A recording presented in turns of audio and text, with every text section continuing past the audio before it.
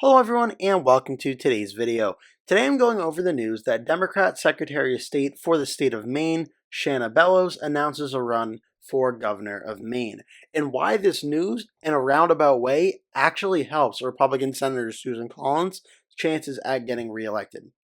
So Maine Secretary of State Shenna Bellows just announced a campaign for Maine governor in 2026. Bellows, who has served for 2 terms in the Maine Senate, is among the first candidates to formally enter what is expected to become a crowded primary field for both parties. Each party's primary, scheduled for June 9th, 2026, will likely be decided by ranked choice voting, meaning that on the first ballot, no one will be able to break 50% on the first go-around. The governor of Maine, now Governor Janet Mills, is unable to run for re-election to a 3rd term due to term limits. Former Senate President Troy Jackson, a 56-year-old Allagash Democrat who worked as a professional logger and served 20 years in the legislature, announced this month that he is forming a committee to explore a possible run. So far, only 2 candidates have filed paperwork with the Maine Commission on Governmental Ethics and Election Practices, Democratic Kenneth Pinette of South Portland and Republican Robert Wessels of Norway. Bellows made national news and became a foil for local Republicans last year when she ruled that Donald Trump's name could not appear on the Maine's presidential ballot because of his role in the January 6, 2021 riots at the U.S. Capitol. That decision, which drew a harsh response from Republicans, was later reversed after a U.S. Supreme Court ruling in a similar case in Colorado. Bellows, who has fought for same-sex marriage and same-day voter registration, ran unsuccessfully for the U.S. Senate in 2014, losing the statewide race to incumbent Susan Collins, who earned 67% of the vote that year.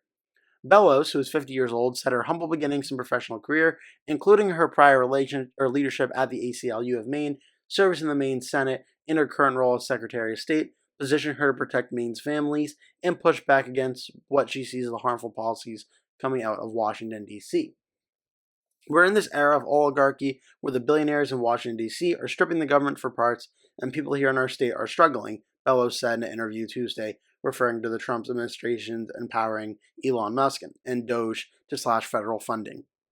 Bellows grew up in a small town of Hancock, Maine, and now lives in Manchester, which are both in the more conservative 2nd District of Maine. She noted she lived in a tent at the age of 4 after her parents bought a plot of land in Hancock, and her father, who was a carpenter, built a log cabin from the trees they harvested on site. Seniors, veterans, workers, and our children are being targeted by Washington, D.C., and no one down there is going to save us. Not Congress, not the courts, not Donald Trump or Elon Musk, she said. We, the people here in Maine, are going to have to step up, protect ourselves, and take care of our own town. To do that, we need a governor from Maine and for Maine who truly understands what families are going through and has it deep in their bones to protect people and make government work for them, and that's who I am. Bellows, whose office oversees elections in Maine, said she will continue to serve as Secretary of State while campaigning. The Maine Republican Party called on Bellows to step down as Secretary of State while campaigning for governor, pointing to her efforts to exclude Trump from the 2024 presidential ballot in Maine, which they said created a national debacle and violated the U.S. Constitution. The people of Maine, all candidates for office, and anyone else concerned need to see an immediate plan to ensure the woman who blatantly attacked our democracy in 2024 is not overseeing her own election in 2026, Chairman Jim Diarman said in a written statement. Though it's not unusual for a sitting Secretary of State to run for office. Most recently, Republican Charlie Summers maintained his post while running for the U.S. Senate in 2012, though he also faced calls to step down, and Democrat Bill Diamond ran for the 1st District seat in the U.S. House of Representatives while serving as Secretary of State in 1994. Candidates must collect between 5,000 and 6,000 signatures to qualify for the ballot. Nomination petitions will be available in January and are due March 16, 2026. As for who else could possibly run in this governor's race, other potential Democrats include U.S. Representative Jared Golden of Lewiston, who represents the 2nd District, which he very narrowly won after ranked choice voting this past fall. And Golden beat a challenger endorsed by House Speaker Michael Johnson and Trump, who carried the district, but Golden has been raising money for a 2026 re-election campaign. Hannah Pingree, the director of the Governor's Office of Policy Innovation in the future under Mills, is also rumored to be mulling a run. Pingree is the daughter of U.S. Representative Shelley Pingree and previously served as the Speaker of the House. It also says that Democrats may face electoral headwinds in the 2026 race. Since the 1950s, Mainers have not elected a candidate from the same political party as the departing governor, a trend that began after Maine had 5 consecutive Republican governors from 1937 to 1955. The decades of ping-ponging between parties in the Blaine House began when Democrat Ed Muskie was elected in 1954, ending Republicans' nearly two-decade hold on the governorship. Possible Republican candidates include former U.S. Rep. Bruce Poliquin, Senate Minority Leader Trey Stewart, Rep. Laurel Libby, and Jonathan Bush, a cousin of George W. Bush, State Senator Rick Bennett, and former Senate Majority Leader Garrett Mason, now a lobbyist, who have also been discussed. One name being discussed as a possible independent candidate is Travis Mills, a retired U.S. Army Staff Sergeant and other author and motivational speaker. So that's the latest on the announcement that Shenna Bellows is running for governor in Maine. But I also want to get on to another part of this video, which actually has to do, believe it or not, with Susan Collins, the Republican senator from Maine, and what this means for 2026. Because if you look at the Maine Senate race in 2026, some of Susan Collins' potential Democratic opponents, well, for one, they were Shenna Bellows, the Secretary of State. She would be one of the more high-profile Democratic candidates that could run. She is now out of the running on that. Troy Jackson, who is exploring a run for governor, has also been mentioned. He is likely going to run for governor as well. So that's another high-profile Democrat not going to be running against Susan Collins. Now there are three names remaining.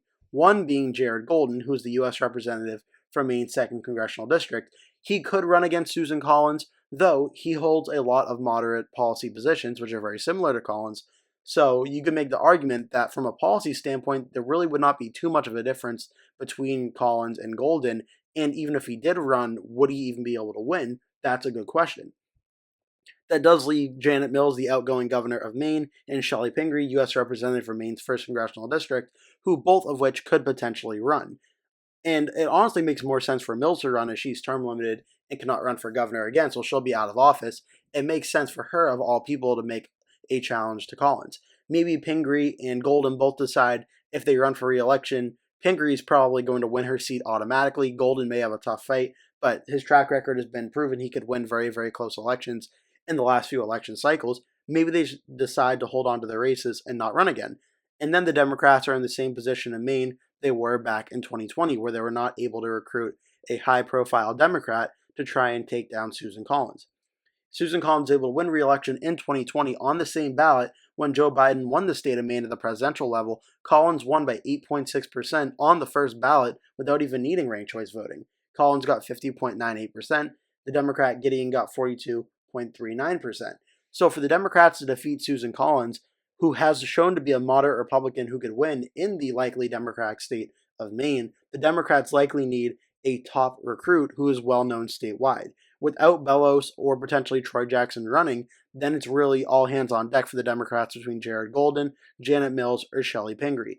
And if all three of them decide not to run against Collins, that could severely hurt the Democrats' chances at flipping this seat. So this doesn't mean that Susan Collins is out of the woods yet or anything like that, meaning she's guaranteed re-election. But with two potential Democrats running for governor in all likelihood, at very least, it makes her chances of winning re-election a little bit better, because that's two less Democrats she needs to worry about in a potential campaign. If that means if Jared Golden or Janet Mills or Shelley Pingree run against her, it will still be a tough fight, and she is certainly capable of losing. But at very least, it gives Susan Collins a little bit of an advantage, with two high-profile Democrats in the state of Maine not going to be running against her on the Senate side of things. So what this means? Well, on the Senate side of things for 2026, I think right now, if the election were held today, I would have Susan Collins winning in a lean Republican margin, meaning I have her winning by more than 1 point when it comes to the margin of victory, but I don't have her winning by more than 5 points when it comes to the margin of victory. A reason for this is 2026. We have to wait and see how everything unfolds over the next year, but it's supposed to be a very good night for the Democrats based on historical precedent. So I do think it'll be a little bit less than her likely Republican win in 2020, but I do think Susan Collins is favored to win the Senate race, and I think she'll win it by a little bit less than last time. As for the governor's race in Maine, this is where things get a little bit trickier. There's about 36 governor's races up in Maine, in the country in 2026, Maine being one of them. Right now, based on the history of the governor's races, the last few we've seen in Maine have all been likely or safe Democratic wins. It was a 13.2% win for Janet Mills in 2022. In 2018, she was elected by 7.7%, so another likely Democratic win. You have to go back to 2014, the last time a Republican won by 4.8. Could a Republican win this? Yes, but the Republicans would probably need to have a pretty good night Don't forget 2014 was a good Republican wave year and a good Republican night where a lot of Republicans won in Maine and Massachusetts and Illinois and in Maryland. So for the 2026 elections, I start Maine out as likely Democrat, though that is suspect to change if Republicans are able to land a very top recruit, or if polling data shows the race getting closer, or if the country is doing very well at the time going into the election. There are factors that could change this ranking, but I would say the Democrats start out as likely favorites in the Maine's governor's race. So I hope you enjoyed this video. If you did, make sure to give it a like. Please remember to click subscribe and also leave a comment below telling me your thoughts about this news, what you think about this video. Also remember to hit subscribe as I post at least a new video every single day that you're not going to want to miss. Thank you so much for watching and hope to see you in the next video.